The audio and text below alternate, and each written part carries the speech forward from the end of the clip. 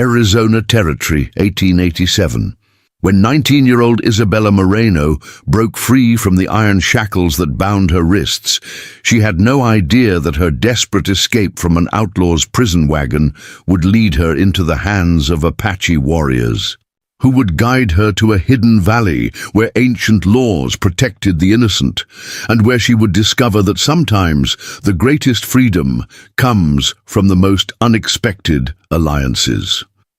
But before that miraculous salvation, she would have to survive a betrayal so complete, so devastating, that it would shatter everything she believed about justice, family, and the price of speaking truth in a land where corruption wore a badge and murder hid behind a smile. The dusty prison wagon lurched violently as it hit another deep rut in the barely passable trail that wound through the Sonoran Desert. Inside the iron-barred cage, Isabella Moreno pressed her back against the splintered wooden wall and tried to ease the burning pain where the heavy shackles had rubbed her wrists raw. The relentless Arizona sun beat down mercilessly, turning the metal wagon into a furnace that seemed designed to break spirits before bodies. Beside her sat two other women, both Mexican like herself, both victims of the same corrupt system that had condemned them to this mobile hell. Maria Santos, a woman in her 40s with graying hair and calloused hands that spoke of years of hard labor, clutched a small wooden cross that hung from a leather cord around her neck. Her lips moved silently in prayer, though her dark eyes held little hope. The third woman, barely 16 and calling herself only Carmen, had not spoken since they loaded her into the wagon 3 days ago. Dark bruises on her arms and the hollow look in her young eyes told a story Isabella wished she couldn't read so clearly. The wagon driver, a man named Jake Hutchins, whose tobacco-stained beard and cruel laugh had become fixtures of their nightmare journey, spat into the dust and called back to his passengers with mock concern. "How you ladies doing back there? Getting excited about your new home?" His cackle was answered by his partner, Bill Crane, who rode alongside on horseback. Crane was the worse of the two, lean as a vulture, with pale eyes that lingered too long on the women whenever he brought them their meager rations of water and hardtack. Isabella said nothing, but her mind was working constantly, cataloguing every detail of their route, every weakness in their captor's routine, every possible opportunity for escape. She had been thinking, planning, and watching for 3 days now, ever since the moment her world had collapsed in the courthouse in Tucson. 2 weeks earlier, Isabella Moreno had been one of the most respected young women in Tucson Territory. The daughter of Don Carlos Moreno, a wealthy rancher whose family had owned vast tracts of land since before Arizona became part of the United States. She had been educated in the finest schools in California and spoke 3 languages fluently. More importantly, she had inherited her father's fierce sense of justice and her late mother's compassion for those who suffered under the harsh realities of territorial life. The Moreno Ranch, Rancho Esperanza, sprawled across 15,000 acres of some of the richest grazing land in the territory. Don Carlos had built his fortune through hard work, fair dealing, and an unusual willingness to treat his Mexican and Apache workers with dignity and respect. Unlike many Anglo ranchers who had arrived after the Mexican-American War, Don Carlos had maintained the old ways, protecting his people, honoring agreements, and serving as a patron to families who had worked his land for generations. Isabella had grown up understanding that privilege carried responsibility. While other wealthy young women focused on marriage prospects and social events, she had spent her time learning ranch management, studying territorial law, and working alongside the vaqueros and their families. She spoke fluent Apache, learned from the peaceful bands who had found sanctuary on her father's land when military campaigns drove them from their traditional territories. It was this knowledge of Apache language and customs that had first brought her to the attention of Major William Garrison, the territorial governor's special advisor on Indian affairs. Garrison was a tall, handsome man in his 30s who had arrived in Arizona with impressive military credentials and a reputation for bringing civilization to the frontier. When he began courting Isabella with flowers, poetry, and eloquent speeches about their shared vision for Arizona's future, she had been flattered by his attention. For 3 months, Major Garrison had been a frequent visitor to Rancho Esperanza. He charmed Don Carlos with his knowledge of military history and impressed Isabella with his apparent concern for the welfare of all territorial residents, regardless of race or background. When he proposed marriage in the ranch's garden, surrounded by the orange trees her mother had planted, Isabella had accepted with genuine happiness. The engagement was announced with great fanfare. Major Garrison was considered quite a catch, educated, wealthy in his own right, and positioned to become one of the most influential men in the territory as Arizona moved toward statehood. Isabella's friends envied her good fortune, and even her father, usually cautious about Anglo suitors, seemed pleased with the match. But Isabella's happiness began to crumble when she accidentally discovered the true nature of her fiancé's work. It had been a warm evening in early September when Isabella decided to surprise Major Garrison with a visit to his temporary headquarters in Tucson. She had planned to invite him to dinner and perhaps discuss their wedding plans, which had been proceeding rapidly toward a December ceremony. Instead, she found herself hiding behind a building, listening in horror to a conversation that revealed the man she planned to marry as something monstrous.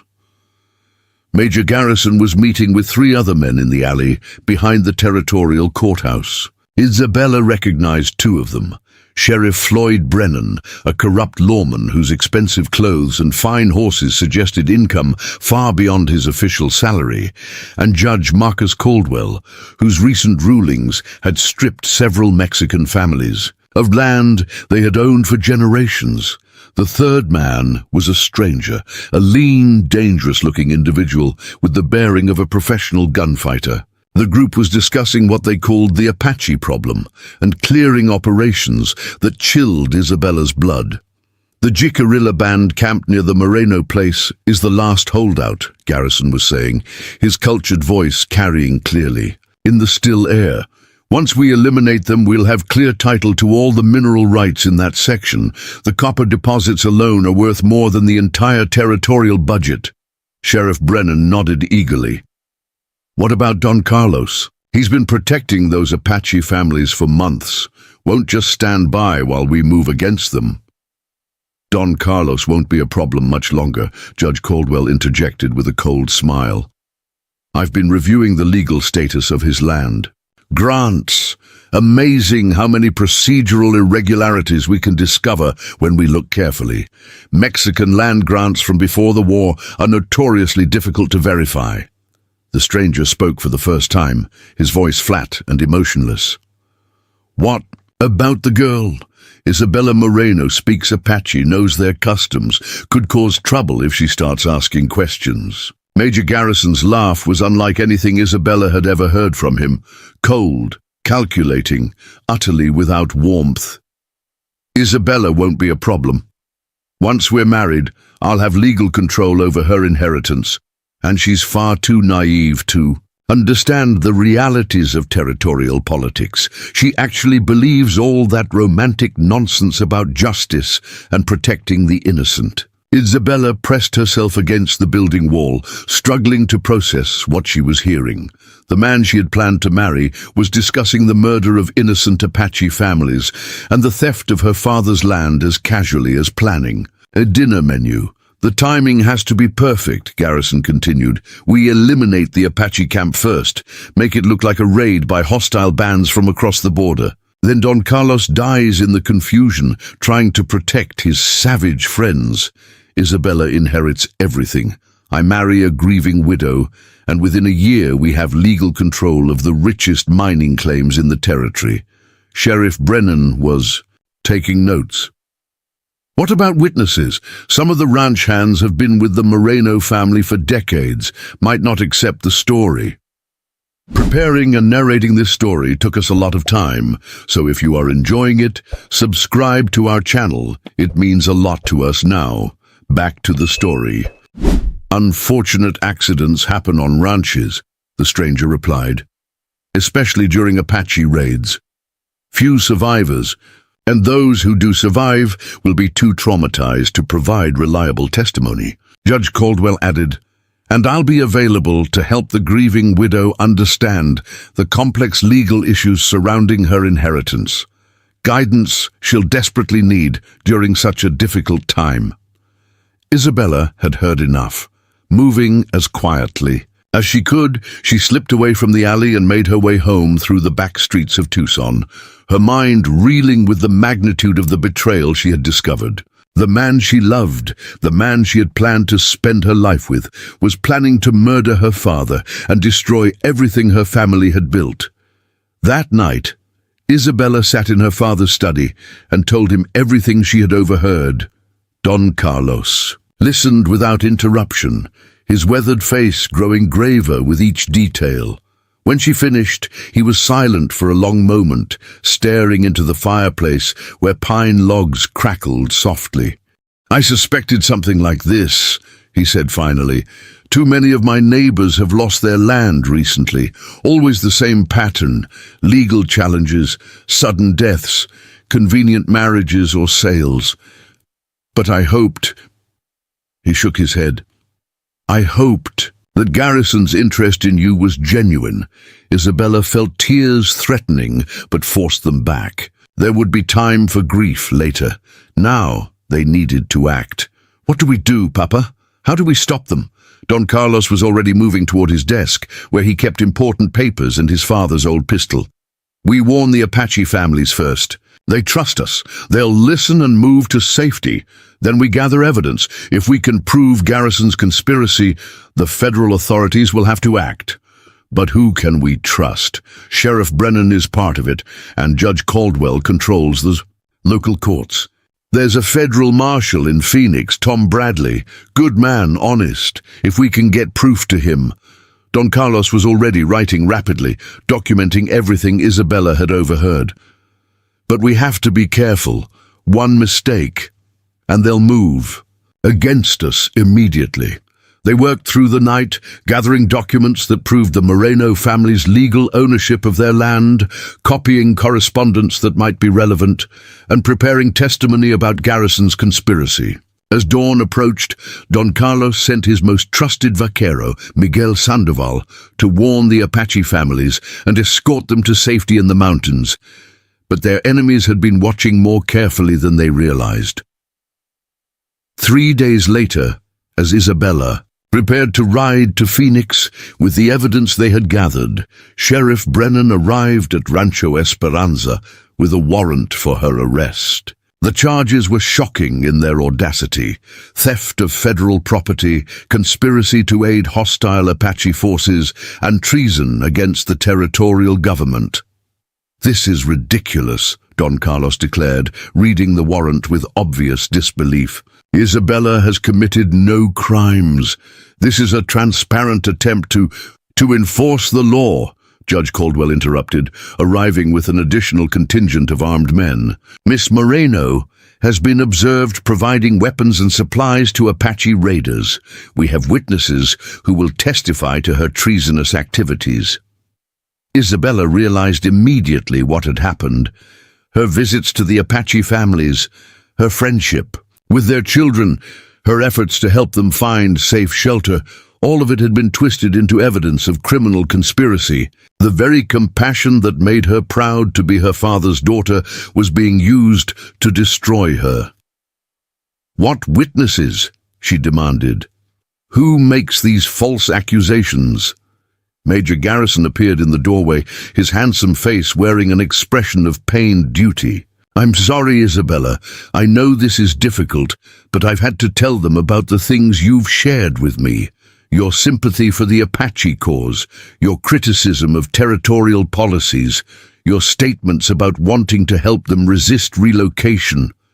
The betrayal was so complete, so perfectly orchestrated, that Isabella felt physically sick.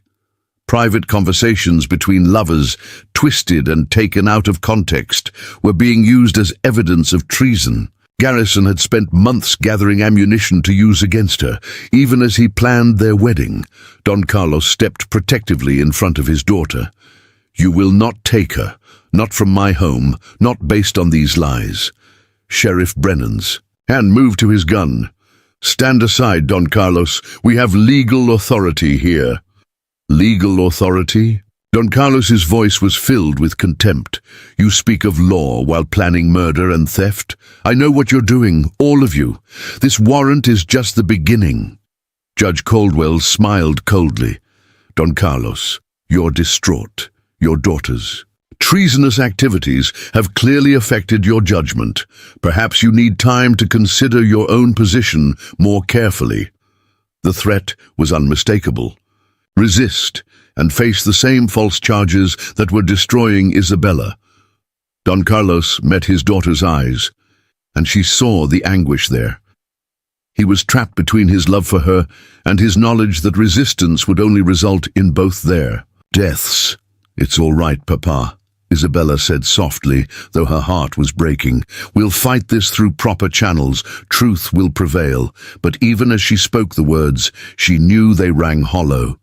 Truth meant nothing when the courts were corrupt and the law was for sale.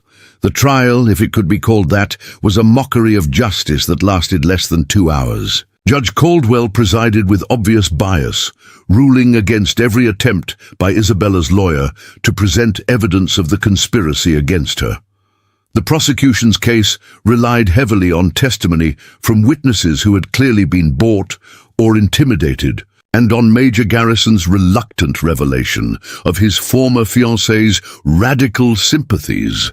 Isabella was not permitted to speak in her own defense. When she tried to stand and address the court, Judge Caldwell ordered her silenced and threatened to hold her in contempt.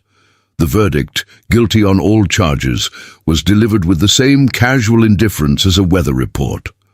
The sentence was 20 years of hard labor at the Yuma Territorial Prison, a hellhole in the desert where few prisoners survived more than 5 years. Isabella would be transported there immediately, along with other convicted criminals awaiting transfer.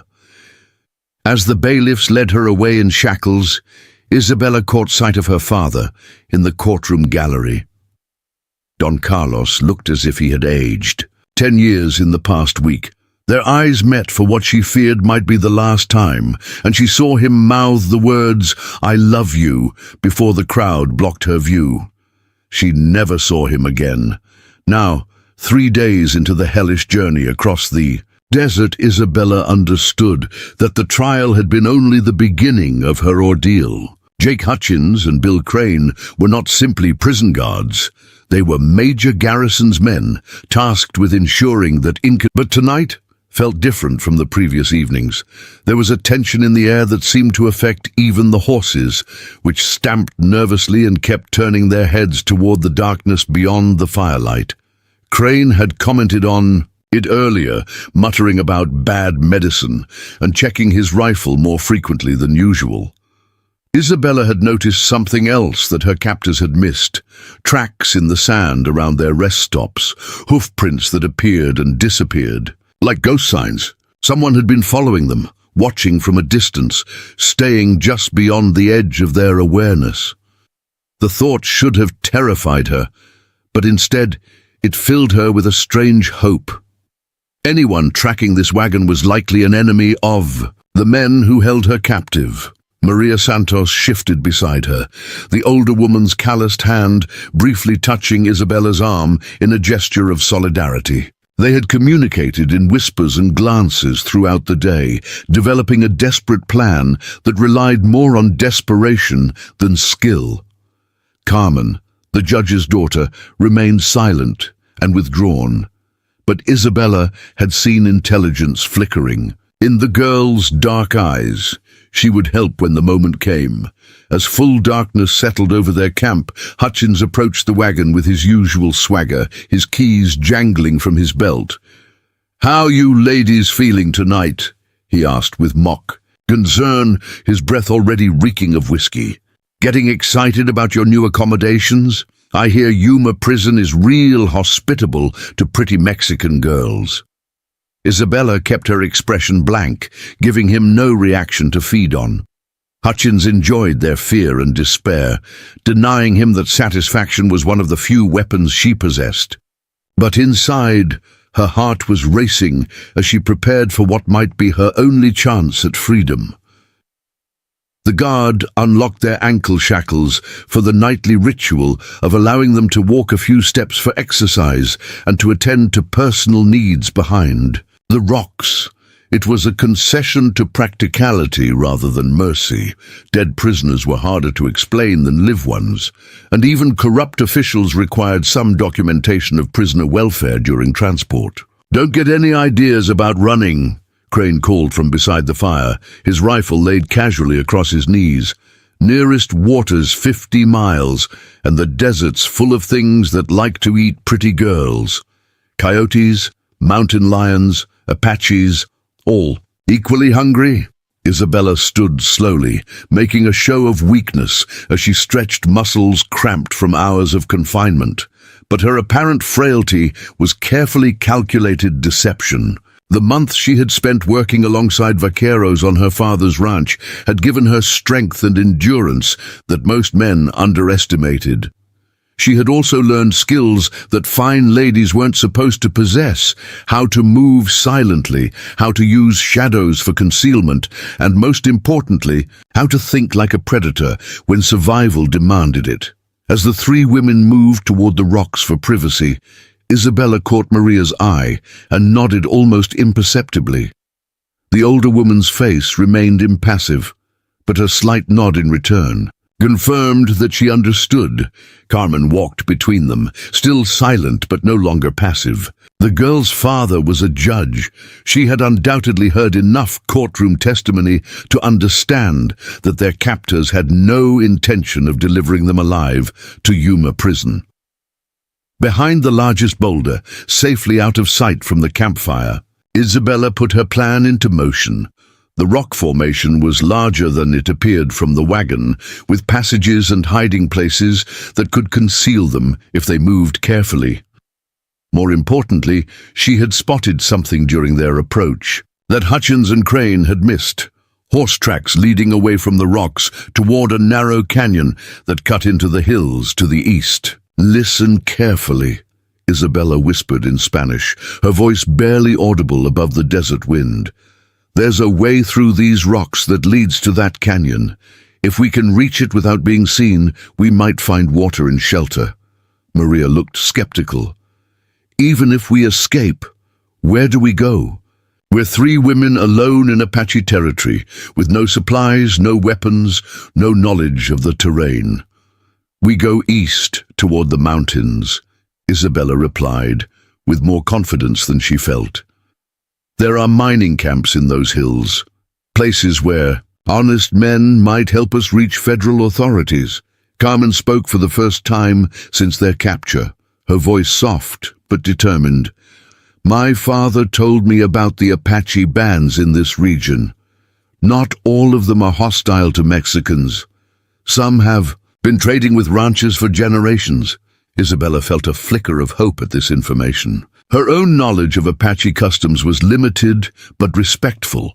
Unlike most Anglos, she understood that the Apache were not mindless savages, but sophisticated people defending their homeland against invasion.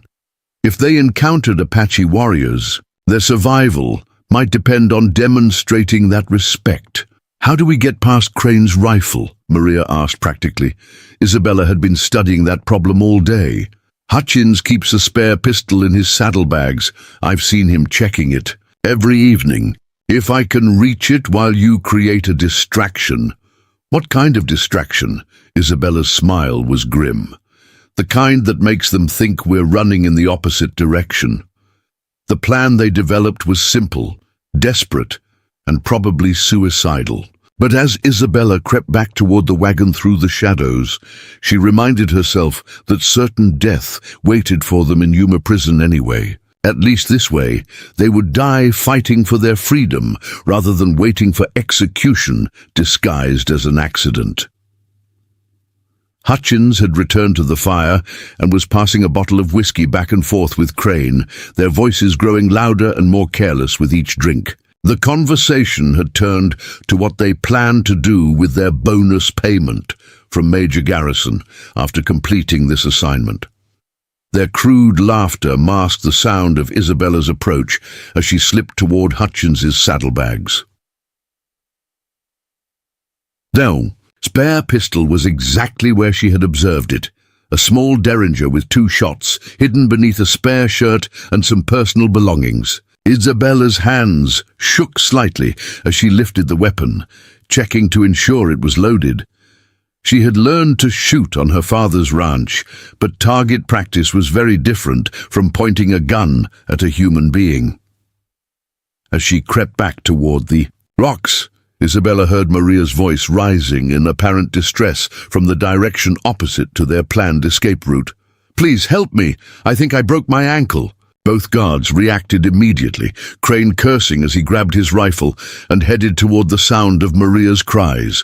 Hutchins followed more slowly, still carrying his whiskey bottle and clearly annoyed at having his drinking interrupted. "Where the hell are you?" Crane shouted into the darkness beyond the rocks. "Over here! Please, I can't walk!" Isabella used the confusion to signal Carmen, who had been waiting behind a different boulder. The girl moved like a shadow, slipping through the rock passages toward the canyon opening, while the guards searched for Maria in the wrong direction. But their escape plan began to unravel when Hutchins, suspicious by nature even when drunk, decided to check on their other prisoners. "Where's the other 2?" he called out to Crane. "The young ones should be back by now." Isabella pressed herself against the rock wall, holding her breath as Hutchins' voice grew closer. In seconds, he would discover her hiding place, and their chance would be lost forever. That was when the first Apache arrow struck Bill Crane in the shoulder, spinning him around and sending his rifle flying into the darkness. The attack came from 3 directions simultaneously, silent figures emerging from shadows that seemed impossible to conceal a human form.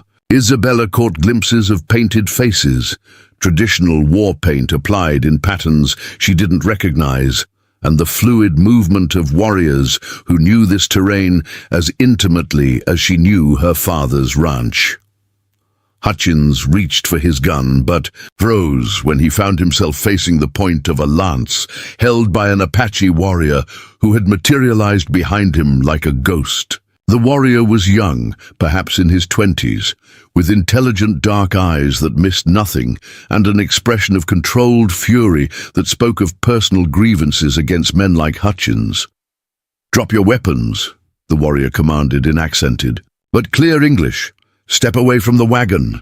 Crane, bleeding from his shoulder wound but still defiant, made the mistake of reaching for a hidden knife. A second arrow, this one clearly intended as a warning, struck the ground between his feet with enough force to bury its point several inches into the hard-packed earth. "Next arrow finds your heart," another Apache voice called from the darkness. "Choose wisely." The leader of the Apache band stepped into the firelight, and Isabella felt her breath catch. He was perhaps 40 years old, with the bearing of someone accustomed to command and the scars of someone who had survived many battles. But it was his eyes that captured her attention, intelligent, compassionate, and filled with a profound weariness that spoke of having seen too much injustice. "I am Nalnish of the Chiricahua people," he announced, his voice carrying absolute authority. "These women are under our protection now." Hutchins, his face pale with terror, tried to bluster his way out of the situation. "You can't interfere. With federal prisoners, we're transporting them under government authority." Nalnish's expression didn't change, but something cold flickered in his eyes. "Government authority? You mean the authority that pays you to murder innocent women in the desert? The authority that steals land from families who have lived here for generations?" Isabella realized with growing amazement that the Apache leader knew exactly who she was and why she had been imprisoned. Someone had been watching, investigating, gathering information about the conspiracy that had destroyed her life. "You're making a big mistake, Apache," Crane snarled, still clutching his wounded shoulder. "We're working for Major Garrison. He's got connections all the way to Washington. Kill us, and the army will hunt you down like the animals you are." The young warrior who had first confronted Hutchins stepped forward, his lance still pointed at the guard's chest. When he spoke, his voice was tight with controlled anger.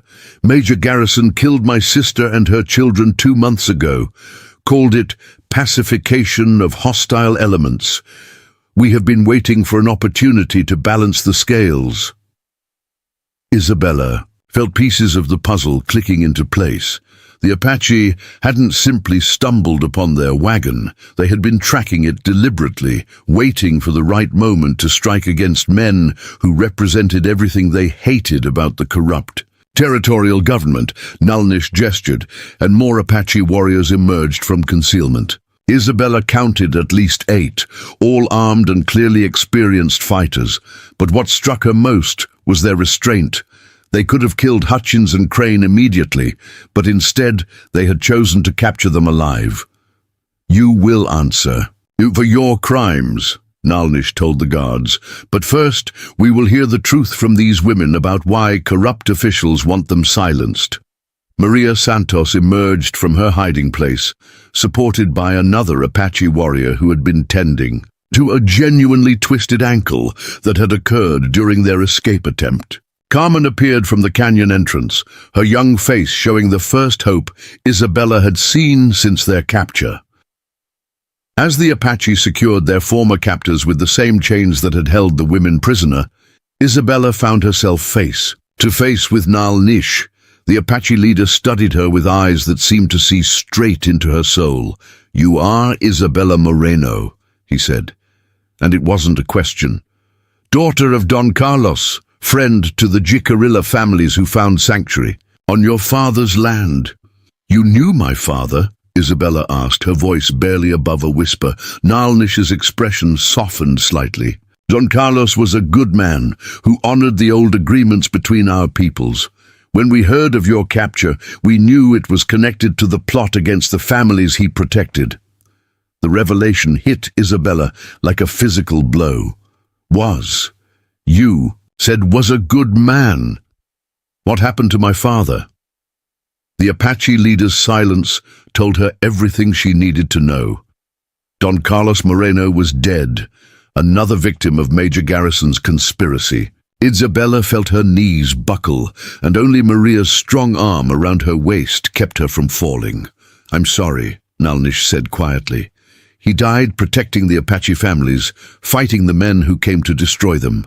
His sacrifice saved many lives." Through her grief, Isabella felt something else emerging, a cold, burning anger that threatened to consume her entirely.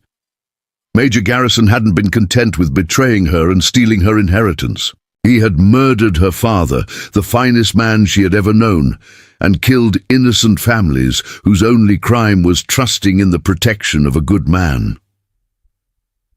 "What happens now?" she asked when she could trust her voice again. Nalnish looked toward the east, where the first hints of dawn were beginning to lighten the sky. "Now we take you to a place where Garrison's corruption cannot reach, a sacred valley where our people have sought sanctuary for generations. You will be safe there while we decide how best to honor your father's memory and see that justice is done." As the Apache band prepared to leave their makeshift camp, taking their former captors as prisoners, Isabella realized that her life had changed irrevocably once again. She was no longer the pampered daughter of a wealthy rancher, nor was she a helpless victim of corrupt officials. She was something new entirely, a woman who had lost everything but gained something precious in return, the protection of people who understood the true meaning of justice. The journey to the sacred valley would test her in ways she couldn't yet imagine. But for the first time since her world had collapsed in that Tucson courthouse, Isabella Moreno felt something other than despair. She felt the fierce joy of a person who had found unexpected allies in the fight against corruption and murder. Behind them, the abandoned prison wagon sat empty in the growing dawn light, a symbol of a system of injustice that had finally encountered a force it couldn't corrupt or intimidate. Ahead lay a hidden sanctuary where ancient laws still held meaning, and where a young woman might discover that sometimes the greatest strength comes from alliance with those society considers enemies. But first, they had to survive the journey through Apache territory, where other dangers waited, and where Isabella would learn that freedom came with responsibilities she had never imagined. The sun had climbed high into the crystalline Arizona sky when Nalnish finally called a halt to their eastward journey. They had been traveling for 6 hours through increasingly rugged terrain, following ancient paths that seemed invisible to Isabella's untrained eyes, but were clearly well known to their Apache guides. The landscape had transformed from desert scrubland to pine-covered mountains, with towering red rock formations that spoke of geological forces beyond human comprehension. Isabella's legs ached from the unaccustomed exertion of mountain travel, but she had refused to complain or ask for rest. Maria Santos, despite her twisted ankle, had kept pace with grim determination, while young Carmen had surprised everyone by proving to be the strongest walker among the 3 women. The judge's daughter had clearly inherited more than just her father's sense of justice. She possessed a physical resilience that belied her delicate appearance. Their Apache escorts had maintained a watchful silence throughout the morning march, with scouts ranging ahead and behind to ensure they weren't being followed. The 2 captured guards, Hutchins and Crane, had been bound and forced to walk under close supervision, their earlier arrogance replaced by sullen fear as they began to understand the gravity of their situation. "We rest here," Nalnish announced, indicating a grove of ancient oak trees that provided blessed shade from the climbing sun. "The sacred valley lies beyond that ridge, but we cannot enter until proper ceremonies have been observed." Isabella looked in the direction he indicated and saw what appeared to be an impenetrable wall of granite rising nearly vertical from the valley floor. No obvious path or passage was visible, and she wondered how they would possibly cross such a formidable barrier. But she had learned not to question Apache knowledge of the terrain. These people had survived in this harsh landscape for countless generations. As the group settled into the shade, Isabella noticed details about their rescuers that she had been too exhausted or frightened to observe during the night. Each warrior wore distinctive markings and carried weapons that spoke of individual craftsmanship and personal history. The young warrior who had first confronted Hutchins bore scars on his arms that looked like claw marks, suggesting an encounter with a large predator. An older man carried a rifle that appeared to be of Mexican manufacture, probably acquired through trade or conflict, but it was the women of the group that surprised Isabella most. She had expected to find only male warriors, but 3 Apache women had joined their band during the morning march, appearing from hidden camps with the same silent efficiency as their male counterparts. These women were clearly not helpless, dependents, but skilled fighters and scouts in their own right. One of them, a woman perhaps Isabella's own age with intelligent dark eyes and intricate silver jewelry, approached the 3 rescued prisoners with what appeared to be medical supplies. She examined Maria's ankle with gentle competence, then offered water and food to all 3 women without speaking. "She is called Ayana," Nalnish explained, noting Isabella's curious gaze. "In your language, her name means eternal blossom. She is our medicine woman and keeper of sacred traditions. She will determine whether you are ready to enter the protected valley." Isabella felt a moment of nervousness at this announcement. What did ready mean in Apache terms? Would she be expected to undergo some kind of test or ritual that might prove she was unworthy of their sanctuary? Ayana seemed to sense her concern, because she smiled and spoke in careful Spanish, which Isabella found she could understand despite the woman's unfamiliar accent. "Do not fear, Hermana. The spirits have already spoken through your courage and the death of your father. You carry the blood of those who respect our ways." The Apache medicine woman's kindness was unexpected, and Isabella felt tears threatening as grief for her father combined with gratitude for these strangers who had risked their lives to save her. "I don't understand why you're helping us," she said honestly. "Your people have every reason to hate all Mexicans and Anglos alike." Nalnish, who had been listening to their exchange, settled beside them with the easy grace of someone comfortable in the wilderness. "Hatred is a poison that destroys the one who carries it more than the one it targets," he said thoughtfully. "We have learned to distinguish between those who come as friends and those who come as enemies." He gestured toward Hutchins and Crane, who sat under guard nearby, their faces sullen with defeat and growing fear. "These men represent the worst of your people, greedy, cruel, willing to destroy anything for personal gain. But your father represented the best, honorable, protective, willing to risk everything for justice." Isabella's throat tightened as she thought of Don Carlos and the way he had always treated the Apache families who found sanctuary on their ranch. Unlike most landowners, her father had never viewed them as threats or nuisances, but as neighbors deserving of respect and protection. "Tell me about the valley," she said, partly to distract herself from grief, and partly because genuine curiosity was awakening within her. "Why is it sacred? What makes it safe from people like Major Garrison?" Ayana and Nalnish exchanged a glance that seemed to communicate volumes. Finally, the medicine woman spoke, her voice taking on the cadence of someone sharing ancient knowledge.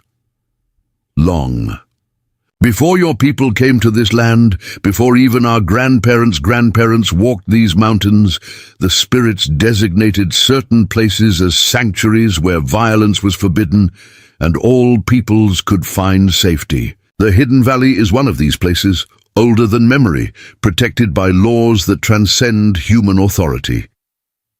She paused to offer Isabella a drink from a gourd that contained water flavored with herbs.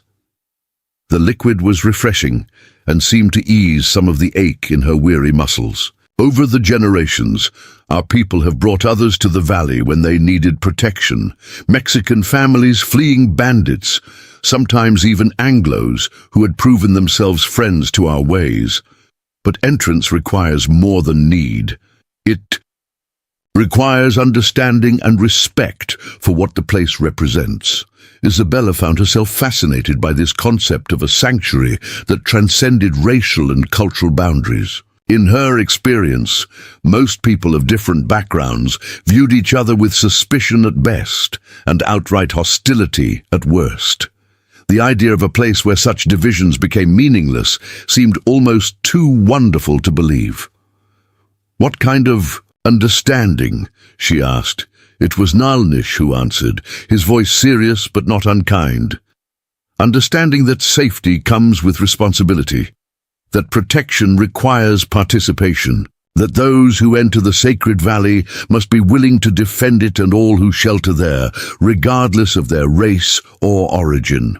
As they rested in the shade, more Apache appeared from various directions, some emerging from concealment so complete that Isabella marveled at their ability to become invisible in the landscape.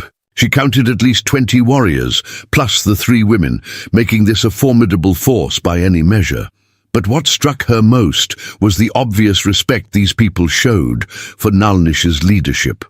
Unlike the harsh military discipline she had observed among territorial forces, the Apache followed their leader because they trusted his judgment and shared his values. When he spoke, people listened not from fear, but from genuine confidence in his wisdom. "There's something I need to understand," Isabella said as the afternoon wore on, and preparations for the final stage of their journey began. "How did you know about my situation? How did you know to track the prison wagon?" Nalnish smiled grimly. Information travels swiftly among people who must survive by knowing their enemy's plans. We have friends in many places, Mexican vaqueros, who oppose corruption, honest traders who resent unfair competition, even some Anglos who believe in justice rather than profit. He gestured toward one of his warriors, a man whose features suggested mixed heritage. Roberto's mother was Mexican, his father Apache. He moves easily between both worlds and hears many things that others miss. When word came that Don Carlos had been murdered and his daughter falsely imprisoned, Roberto brought the news to us. Isabella looked at Roberto with new interest. The man appeared to be in his 30s, with the weathered face of someone who spent most of his time outdoors, and the alert eyes of someone accustomed to danger. When he noticed her attention, he nodded respectfully, but didn't approach, clearly understanding that she needed time to process everything that had happened. "Your father saved my family 3 years ago," Roberto said simply when Nalnish indicated he should speak. "Bandits attacked our village, killed many people, took the children to sell as slaves. Don Carlos tracked them down with his vaqueros, brought our children home, asked for nothing in return." Isabella felt a fierce pride in her father's memory, but also a growing understanding of why these people had risked so much to help her. Don Carlos had created a network of loyalty and obligation that extended far beyond the boundaries of his ranch. His kindness to others had ultimately saved his daughter's life. As the sun began its descent toward the western peaks, Nalnish announced that it was time to continue their journey. The entrance to the valley is most easily found in the evening. Light, when shadows reveal what daylight conceals. The final approach to the sacred valley proved to be unlike anything Isabella had ever experienced. What had appeared to be solid rock revealed itself as an optical illusion created by the careful arrangement of massive boulders and natural formations. The Apache led them through a series of narrow passages and hidden turns that seemed to fold back on themselves, creating a maze that would be impossible to navigate without experienced guides. "This is why the valley remains hidden," Ayana explained, as they squeezed through a particularly narrow gap between towering stones. "The spirits themselves guard the entrance. Those who come with evil intentions find only solid rock, but those who come seeking sanctuary discover the path." Isabella wasn't sure whether she believed in spiritual protection, but she couldn't deny the effectiveness of the natural camouflage. Even now, knowing the passage existed, she could barely distinguish it from the surrounding rock face. The final turn brought them to the edge of a precipice that overlooked the most beautiful sight Isabella had ever seen. The sacred valley spread below them like a hidden paradise, its green meadows and crystal streams in stark contrast to the harsh desert they had left behind. Ancient trees provided shade and shelter, while natural springs created pools of water, so clear that the bottom was visible despite considerable depth. But it was the evidence of long habitation that truly amazed her. Traditional Apache dwellings were scattered throughout the valley, some clearly permanent structures, and others that appeared designed for temporary use. Gardens of corn, beans, and squash flourished near the water sources, while horses grazed peacefully in meadows protected by natural barriers. "How many people live here?" Isabella asked, awed by the scope of the hidden community. "It varies with the seasons and the level of danger in the outside world," Nalnish replied. "Sometimes only a few families maintain the valley. During times of war or persecution, it shelters hundreds." As they descended into the valley along a narrow trail that seemed to have been carved from the cliff face itself, Isabella noticed that they were being observed by dozens of people. Men, women, and children who emerged from dwellings and work areas to watch the newcomers arrive. The crowd was more diverse than she had expected, including not only Apache, but also people who appeared to be Mexican, and even a few who might have been Anglo. All refugees, she asked quietly. All people who needed sanctuary and proved worthy of it, Ayana corrected gently. The valley does not distinguish between those born Apache and those who choose to become Apache through their actions and beliefs. At the valley's center stood a structure unlike any of the others, a large circular building constructed of stone and timber that seemed to grow organically from the landscape itself. Smoke rose from multiple fires within, and the sound of voices suggested it served as some kind of community gathering place. The council lodge, Nalnish explained, where decisions are made, disputes are resolved, and newcomers are formally welcomed. Tonight, you will tell your story to the full council, and they will determine your place among us. Isabella felt a flutter of nervousness at this prospect. What if the council decided she wasn't worthy of sanctuary? What if her privileged background made her unsuitable for life in this hidden community? But as they approached the lodge, she saw something that calmed her fears. Playing near the entrance were several children of mixed heritage, their laughter and games suggesting that this was truly a place where differences were not just tolerated but celebrated. If children could thrive here, regardless of their background, perhaps there was hope for her as well. The day was ending as they reached the council lodge, painting the valley in shades of gold and crimson that seemed to transform the hidden sanctuary into something from a dream. Isabella realized that her old life, the pampered daughter of a wealthy rancher, the betrayed fiancée of a corrupt official, was truly over. What lay ahead in this sacred valley was uncertain, but for the first time since her father's death, Isabella felt something other than despair. She felt the possibility of a new beginning, a chance to honor her father's memory by fighting for the same values that had cost him his life.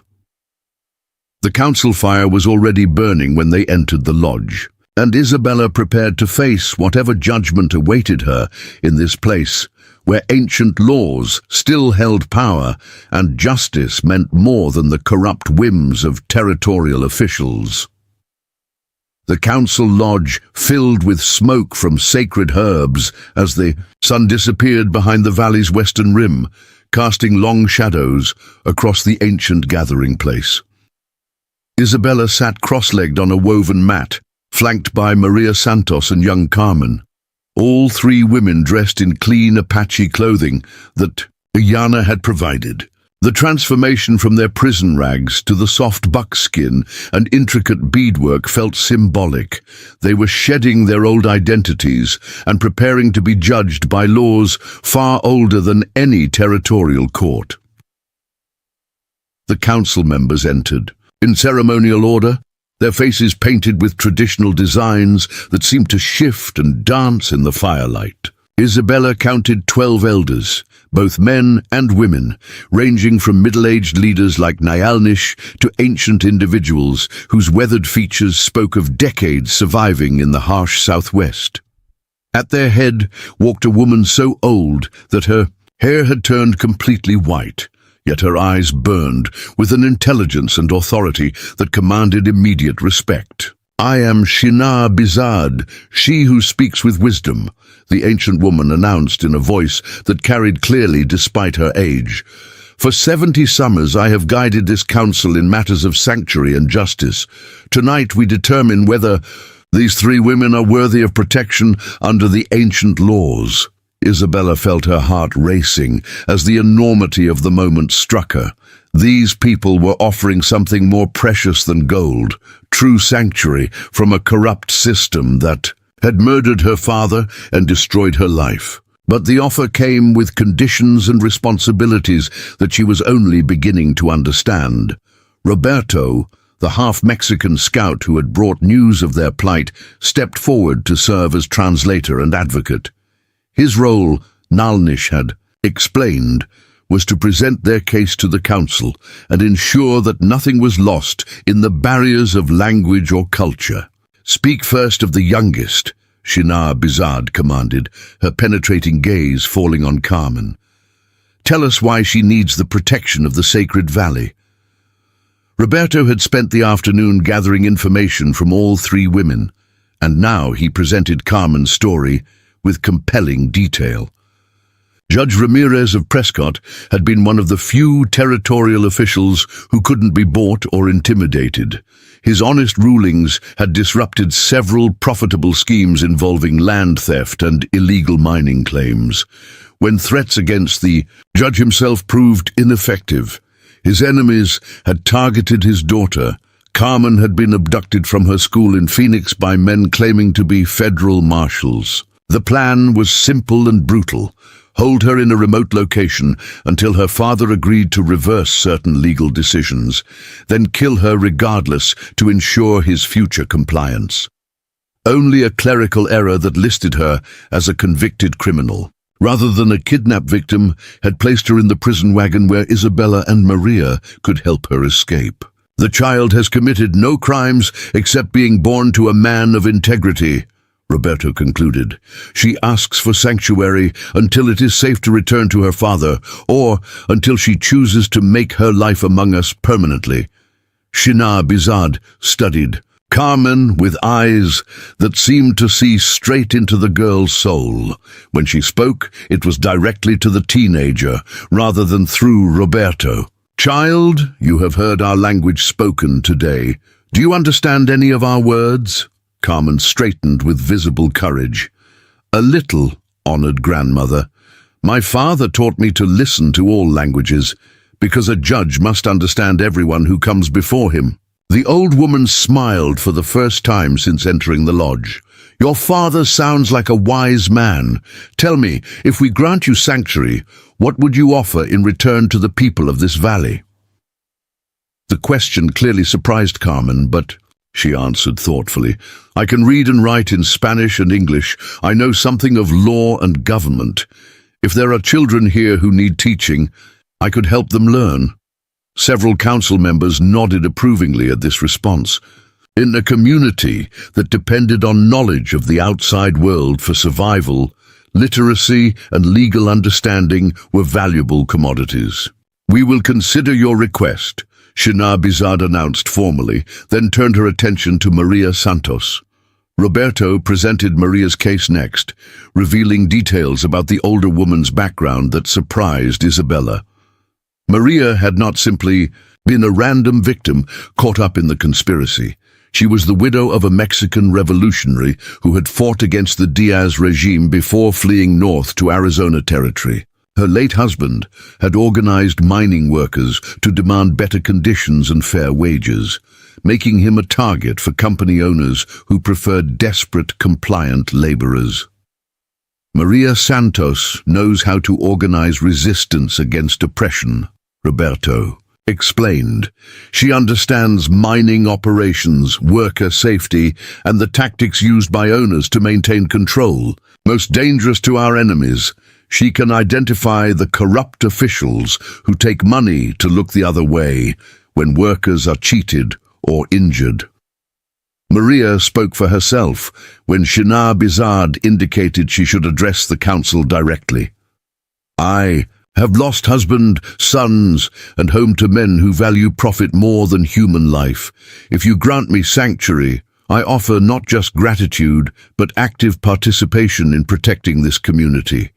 I know how to prepare medicines from desert plants, how to preserve food for lean times, and how to teach young people the skills they need to survive." Her calloused hands, which Isabella had noticed during their time in the prison wagon, now made sense. Maria was no helpless victim, but a skilled survivor who could contribute immediately to the valley's welfare. "Your husband's fight honors the memory of all who resist oppression," one of the male council members observed. "But tell us truthfully, do you seek sanctuary to rest and heal, or do you hope to continue that fight from this protected place?" Maria's smile was grim but determined. "Honored Council, the fight comes to us whether we seek it or not. Men like Major Garrison will never stop stealing land and murdering innocents until someone makes them stop. If this valley offers a base from which justice can strike back at injustice, then yes, I seek to continue the fight. The honesty of her answer seemed to impress the council members, several of whom exchanged meaningful glances. Isabella began to understand that these people were not passive refugees hiding from the world's troubles, but active resistors who used the valley's protection to plan and execute campaigns against corruption. Finally, Shinabisad's attention fell on Isabella herself. Now we come to the daughter of Don Carlos Moreno, whose story has already reached our ears through many sources. Roberto, present her case. What followed was the most detailed accounting of her ordeal that Isabella had yet heard. Roberto had somehow gathered information not just from her own testimony, but from sources throughout the territory.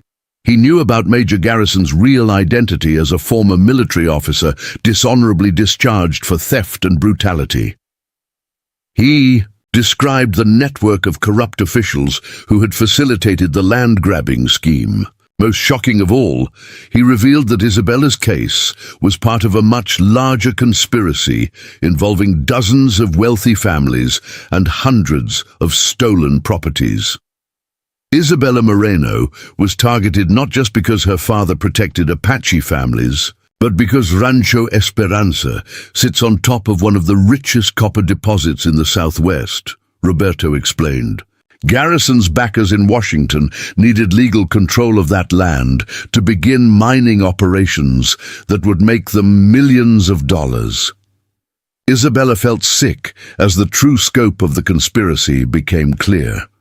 Her father's murder, her own imprisonment, the death of innocent Apache families, all of it had been orchestrated to steal mineral rights worth a fortune to distant investors who had never even seen Arizona territory. But Isabella Moreno represents more than just another victim of greed, Roberto continued. She speaks our language, understands our customs, and has proven her courage under the most extreme circumstances. More importantly, she possesses detailed knowledge of the corrupt network that threatens all our peoples. When Shinabizad invited her to speak, Isabella rose slowly, feeling the weight of dozens of eyes upon her. The moment reminded her of facing Judge Caldwell's corrupt court, but this time she sensed real justice rather than predetermined outcomes. "Honored elders," she began, in careful Apache, drawing on lessons learned during childhood interactions. "With the families her father had protected, I do not ask for sanctuary as a gift, but as an opportunity to serve. My father died protecting your people. I would honor his memory by continuing that protection." She paused, gathering courage for what she needed to say next. "I know the names, faces, and methods of the men who murdered him. I know their schedules, their meeting places, their weaknesses. I know which officials can be trusted and which ones have been bought. If this council grants me sanctuary, I offer all of that knowledge in service of justice." The lodge fell silent except for the crackling of the sacred fire. Isabella could feel the council members weighing her words, considering not just her request, but the implications of what she had offered. It was one of the younger council members who broke the silence. "You speak of justice, but do you understand what that means in this place? Our justice is not the same as Mexican justice or American justice. It is older, harsher, and more final." Isabella met his gaze steadily. "I understand that your justice is real. While the courts that condemn me are bought and paid for, I would rather live under harsh truth than comfortable lies." Shinabizad rose from her place at the head of the council, her ancient joints protesting, but her movement still graceful. "The three women will wait outside while we deliberate. The spirits will guide our decision." As Isabella, Maria, and Carmen filed out of the lodge into the cool night air, Isabella noticed that their two former captors, Hutchins and Crane, were nowhere to be seen. When she asked Nalnish about their fate, his expression was grim. "They are being held in a secure place while we decide what justice requires." Men who traffic in murder and slavery have forfeited any claim to mercy. The three women sat beside a small fire outside the lodge, listening to the murmur of voices from within as their fate was debated. Carmen, despite her youth, seemed remarkably calm about the proceedings. Maria appeared to be praying silently, her fingers working the wooden cross that had sustained her through their ordeal. Isabella found herself thinking about her father and the choices that had brought her to this moment. Don Carlos had always taught her that privilege without responsibility was corruption, and that true nobility came from serving those who needed protection. In this hidden valley, surrounded by people who had sacrificed everything for their principles, she finally understood what he had meant. After what felt like hours but was probably less than one, Roberto emerged from the lodge and beckoned them to return. The council members had resumed their ceremonial positions, but Isabella noticed that additional items had been placed before each elder, objects that appeared to have symbolic significance she couldn't interpret. Shinar Bizard spoke, with the formal cadence of someone pronouncing judgment. The Council of the Sacred Valley has reached our decision regarding the three women who seek sanctuary among us. Isabella held her breath, suddenly terrified that after everything they had endured, they might still be turned away. Carmen Ramirez, daughter of an honest judge, you are granted sanctuary for as long as you require it. Your offer to teach our children is accepted, and you will begin tomorrow with those who wish to learn the written words of Spanish and English. Carmen's face lit up with joy and relief, but she maintained respectful silence as the elder continued. Maria, Santos, widow of a revolutionary, you are granted sanctuary and welcomed as a full member of our community. Your knowledge of resistance and medicine will serve us well in the trials ahead. Maria nodded solemnly, tears streaming down her weathered cheeks. Isabella Moreno, daughter of Don Carlos, who died protecting our people, you are granted not just sanctuary but a place of honor among us. Tomorrow you will begin training as a war leader, learning the skills needed to strike back at those who prey upon the innocent. The unexpected nature of this pronouncement left Isabella speechless. She had hoped for protection, but they were offering her a chance to become an active participant in the fight for justice. Shinar Bizard was not finished. But first, there is another matter that requires immediate attention. Our scouts report that Major Garrison has discovered the location of this valley. A large force of territorial militia and hired gunmen is being assembled to attack us within the next few days. The lodge erupted in urgent discussion as the implications of this news sank in. Their sanctuary was about to become a battleground, and Isabella realized that her new life among the Apache would begin with a test that could destroy everything they had built. The ancient war between justice and corruption was coming to the Sacred Valley, and Isabella Moreno would either prove herself worthy of her father's legacy or die in the attempt.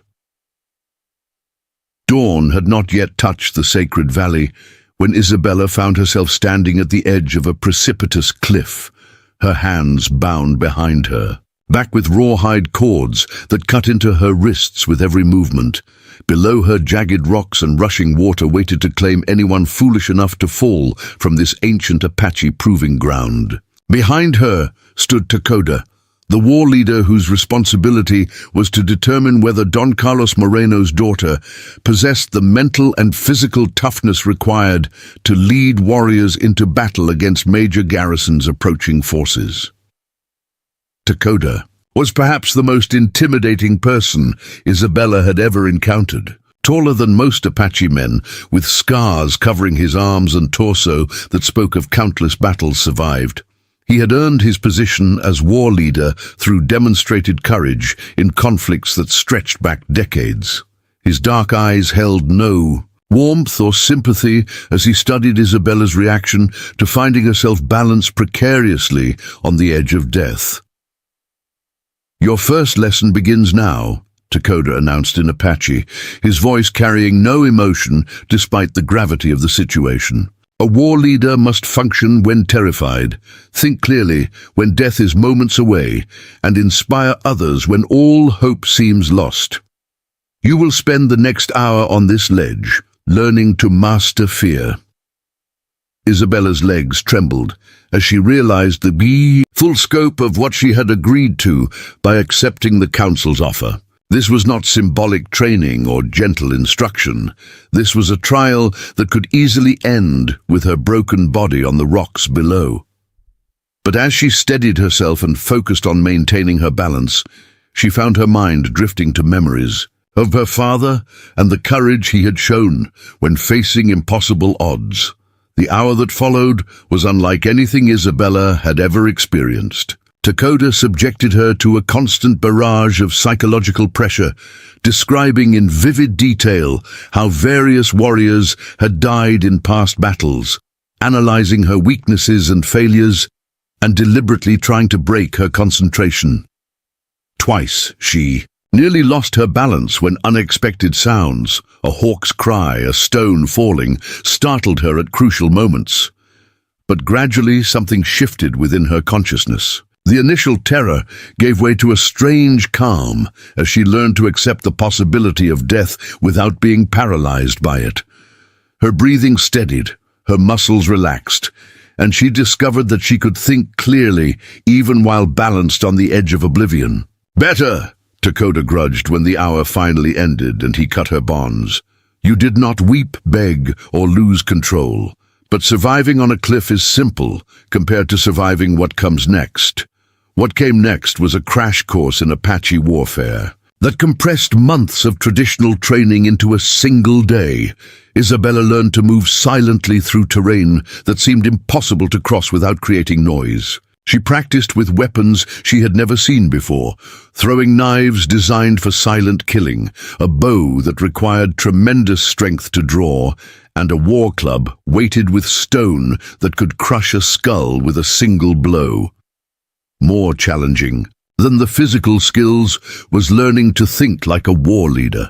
Takoda presented her with scenario after scenario, forcing her to make tactical decisions under extreme time pressure. How would she respond if enemy forces surrounded the valley? What if they attacked during a ceremonial gathering when fighters were scattered? How could a small force defeat a larger one with superior weapons? "Your advantage is not strength or numbers," Takoda explained as they paused beside a hidden spring for water and food. "Your advantage is knowledge of terrain, understanding of your enemy's weaknesses, and willingness to take risks that others consider suicidal." Isabella found herself thinking of Major Garrison and the network of corrupt officials who had destroyed her family. "What do you know about the force he's assembling?" she asked. Takoda's expression grew serious. "Our scouts report at least 40 men, territorial militia, hired gunfighters, and Mexican mercenaries. They have rifles, explosives for opening the valley entrance, and orders to leave no survivors." The numbers were daunting, but Isabella detected something in Takoda's voice that suggested confidence despite the odds. "But you think we can defeat them?" "I think we can destroy them completely," Takoda replied with deadly certainty. "If their new war leader proves worthy of the trust the council has placed in her." The afternoon brought even more intensive training as other Apache warriors joined them to practice coordinated tactics. Isabella learned to communicate through subtle hand signals, to move in formation without making sound, and to execute complex maneuvers that relied on split-second timing.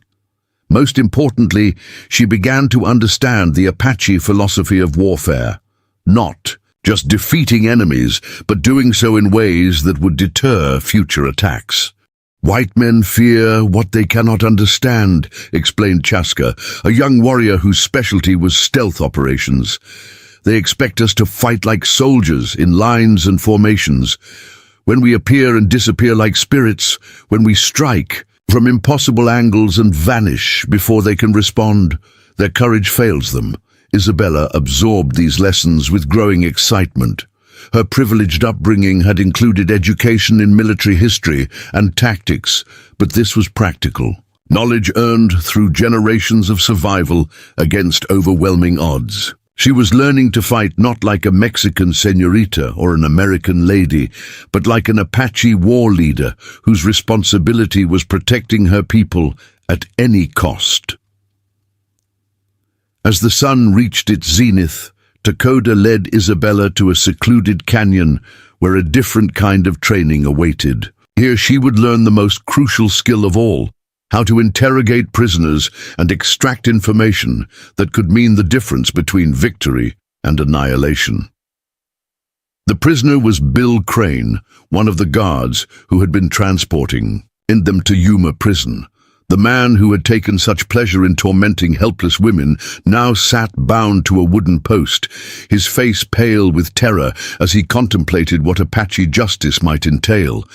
Jake Hutchins was conspicuously absent, and Isabella didn't ask what had become of him. Interrogation is not about inflicting pain, Takoda explained as they approached the captive.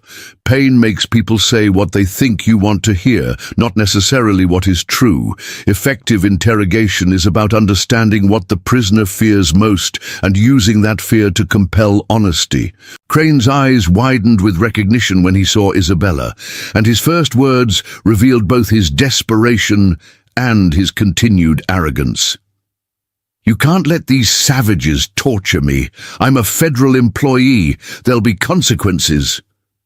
Isabella studied the man who had threatened to rape and murder her during their journey, noting how his bravado cracked when he found himself helpless.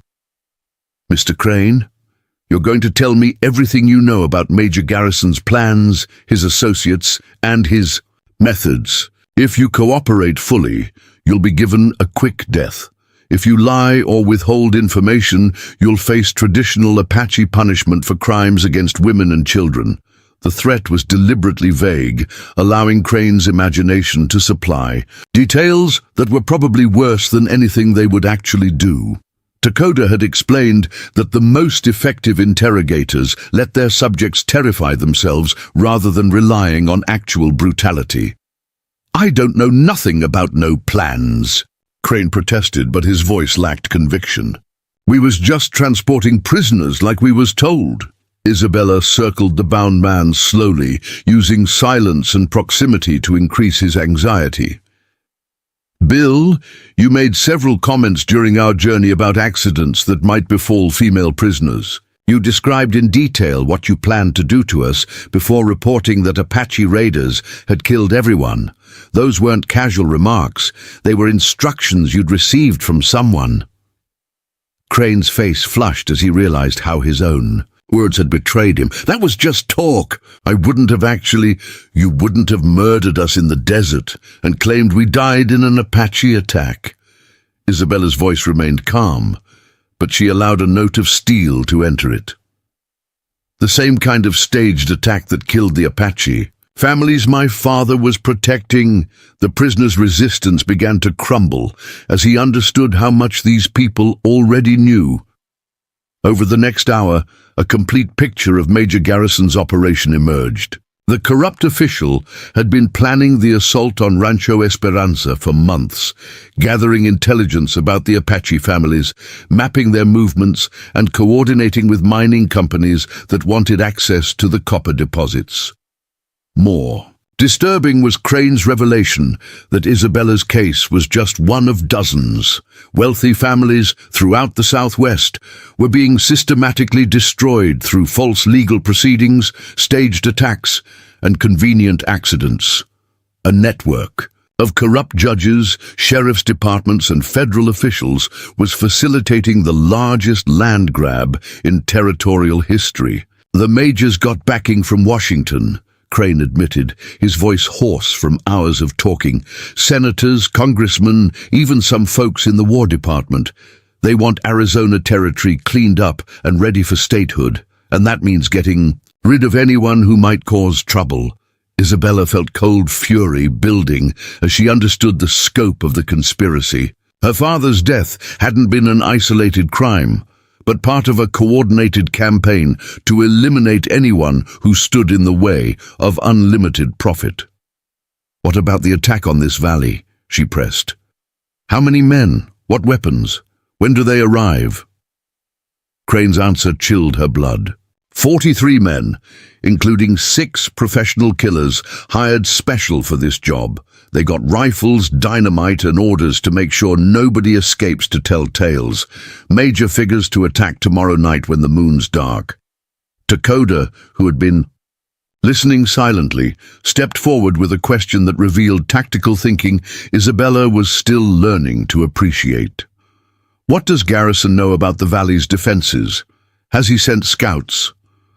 "2 men went in 3 days ago," Crane admitted. Reluctantly. "They ain't come back, but they got far enough to map the entrance and count how many fighting men you got."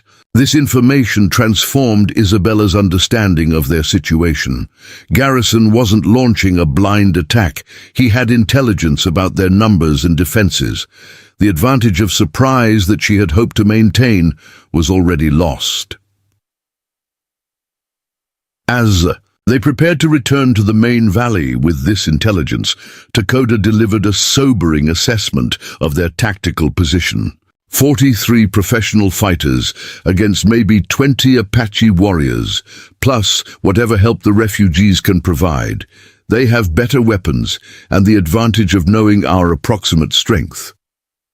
"But we have advantages too," Isabella replied, her mind already working on strategies.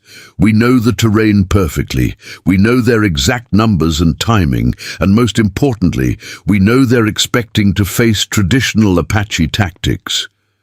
Takoda's scarred face showed the first hint of approval she had seen all day. "What are you thinking?" Isabella looked toward the hidden entrance to the valley, her mind combining everything she had learned about Apache warfare with her own knowledge of Major Garrison's personality and methods. "I'm thinking that we don't wait for them to attack us.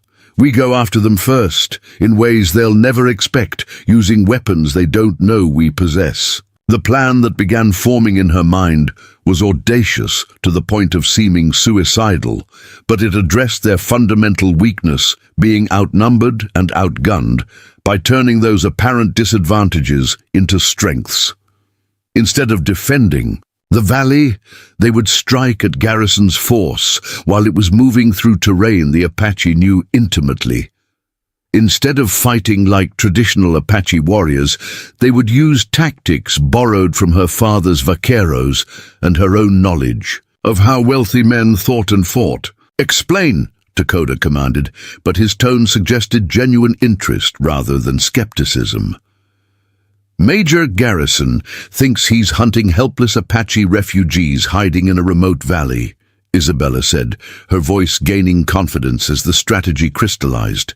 "He's not expecting to encounter a force led by someone who knows his methods, his weaknesses and his fears. We're going to teach him that some prey fights back in ways that destroy the hunter." As they made their way back toward the council, lodged to present this intelligence and strategy, Isabella realized that her transformation was complete. She was no longer the pampered daughter of a wealthy rancher or the helpless victim of corrupt officials. She had become something new entirely, an Apache war leader whose first campaign would either save her adopted people or see them all destroyed in the attempt. The sacred valley that had offered her sanctuary was about to become a battlefield, and Isabella Moreno was ready to discover whether the courage she had inherited from her father was strong enough to prevail against the forces of corruption and greed that had already cost her everything she had once held dear. The moon hung, like a silver coin, against the star-filled Arizona sky when Isabella Moreno crouched behind a boulder overlooking Devil's Canyon, watching 43 armed men make camp in the rocky depression below. Major William Garrison sat beside the largest fire, studying hand-drawn maps while his hired killers cleaned weapons and prepared equipment for what they believed would be a massacre of helpless Apache refugees. None of them suspected that they were being observed by the very woman whose capture had started this entire deadly chain of events. Isabella's war paint, applied by Ayana according to ancient traditions, marked her as a leader going into her first battle. The intricate designs in red ochre and white clay weren't merely decorative. Each symbol represented protection, courage, and the spirits of ancestors who would guide her actions in the coming fight. Beside her crouched Roberto and Chaska, both veteran warriors whose silence spoke of complete confidence in the audacious plan their new war leader had devised.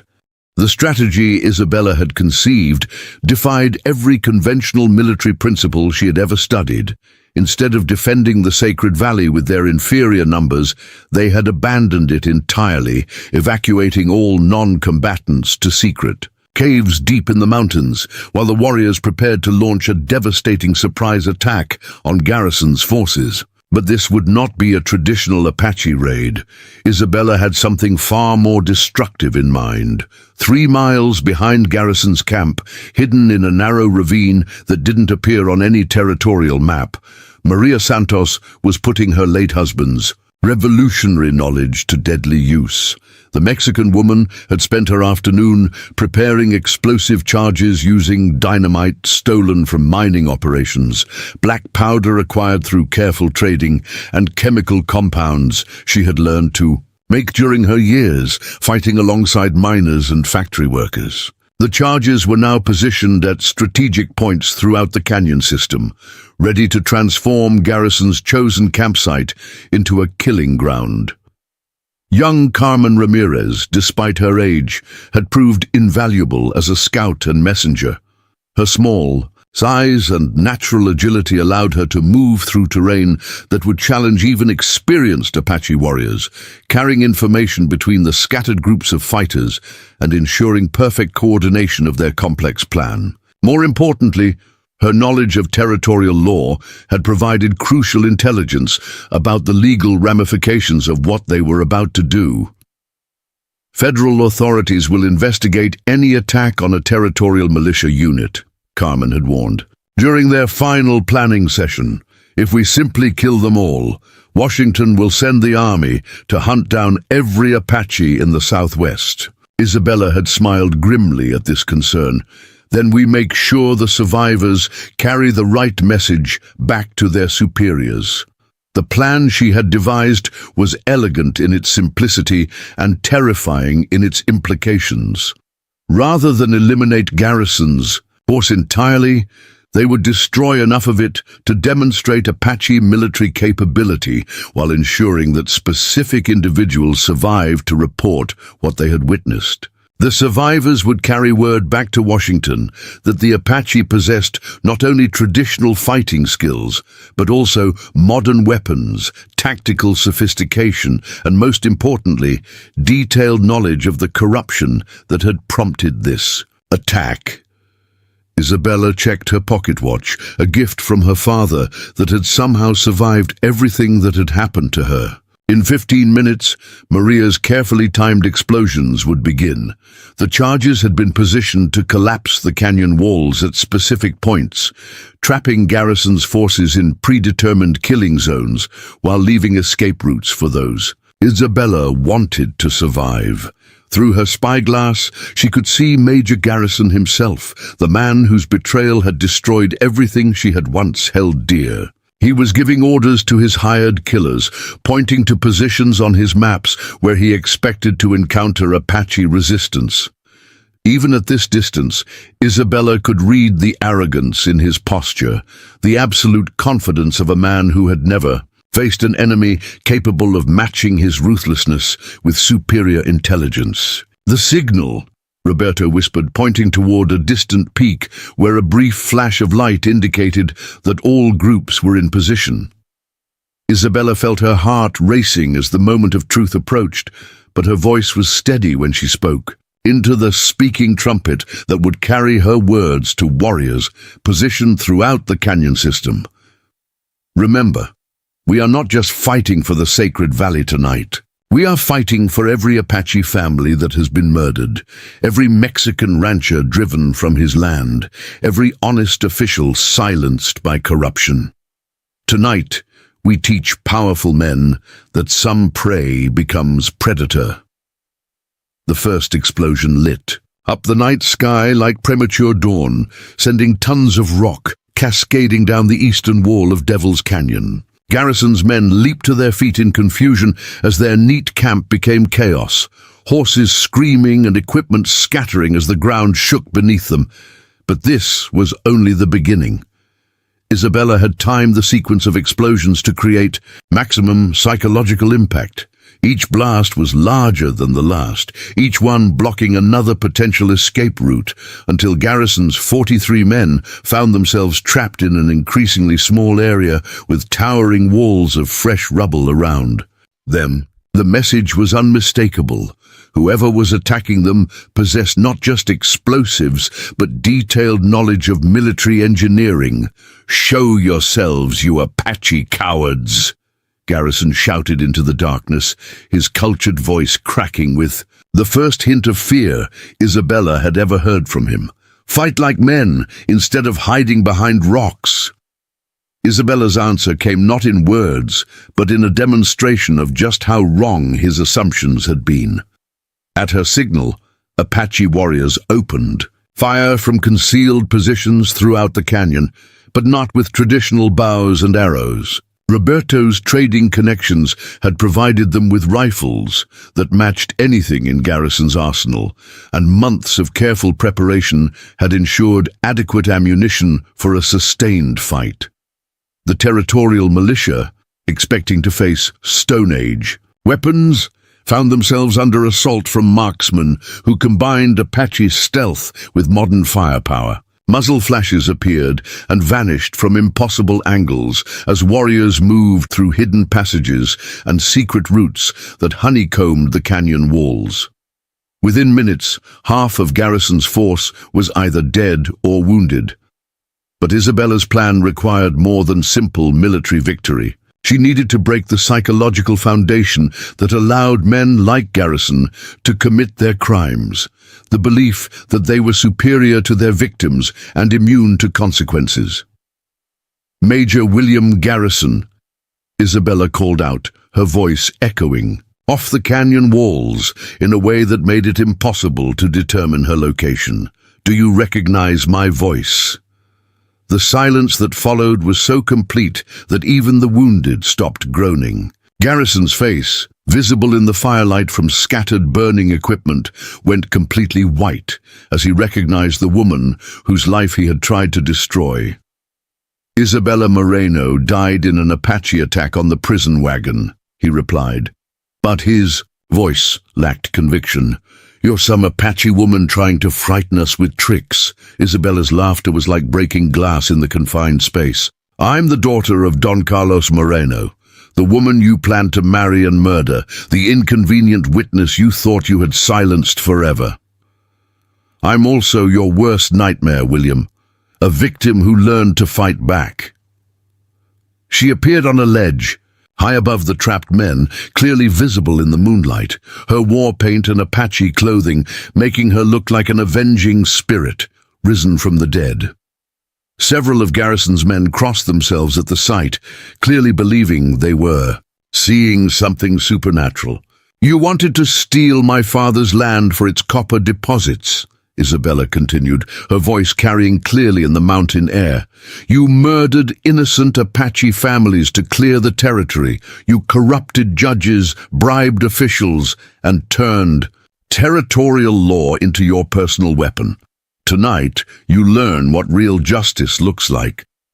Garrison recovered some of his composure, though his hand shook as he pointed his rifle toward Isabella's position. "You can't prove any of that, and even if you could, you're just one Apache-loving Mexican girl. Nobody in Washington will believe your word against mine." "You're right about one thing, William," Isabella replied, gesturing toward positions around the canyon, where her warriors waited with their weapons trained on the surviving members of his force. Nobody would believe the word of one Mexican girl, but they might believe the testimony of Maria Santos, whose late husband documented your labor camp operations, or Carmen Ramirez, whose father kept detailed records of every bribe you paid and every illegal ruling you purchased. The major's face went ashen as he realized that all his carefully eliminated witnesses had somehow survived and gathered evidence of his crimes. That's impossible. Santos died in the prison wagon accident. The judge's daughter was sentenced to 20 years in Yuma. The only thing that died in that desert was your belief that you could murder innocent people without consequences, Isabella replied. Maria Santos is very much alive, and she's been telling federal investigators some fascinating stories about mining camp conditions and worker safety. Carmen Ramirez has been corresponding with her father, who has been sharing your bribery attempts with territorial authorities who can't be bought. Isabella paused to let this information sink in before delivering the blow that would destroy everything Garrison had worked to build.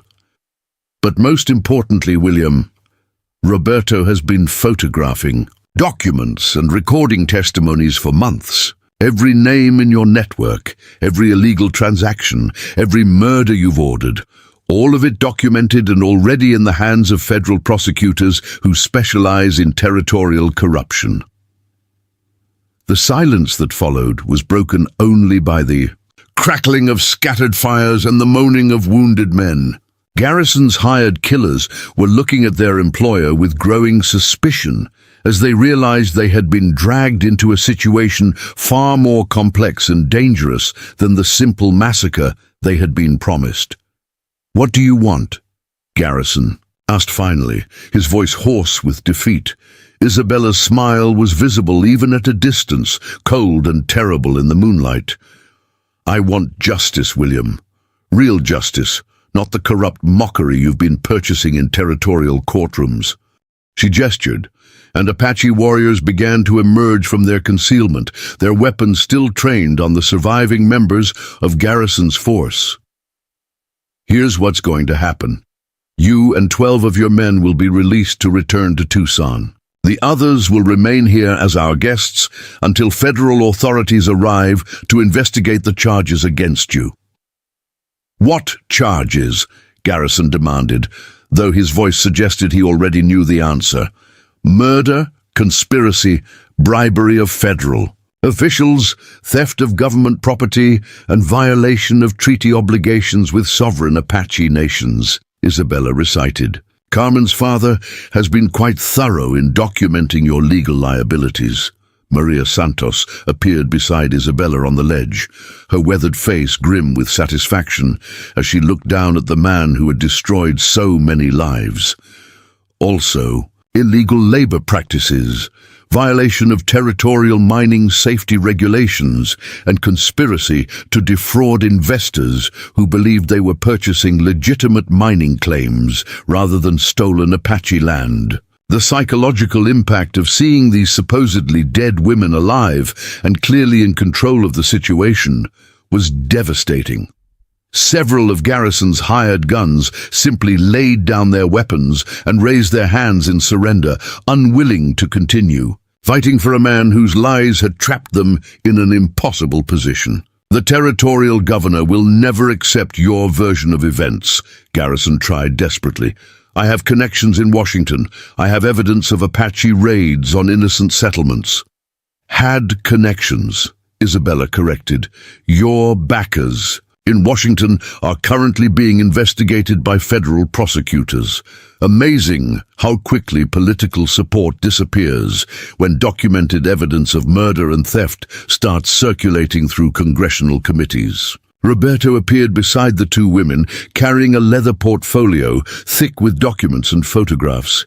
"Every territorial official who took your money, every federal bureaucrat who approved your fraudulent claims, every businessman who participated in your land-grabbing scheme.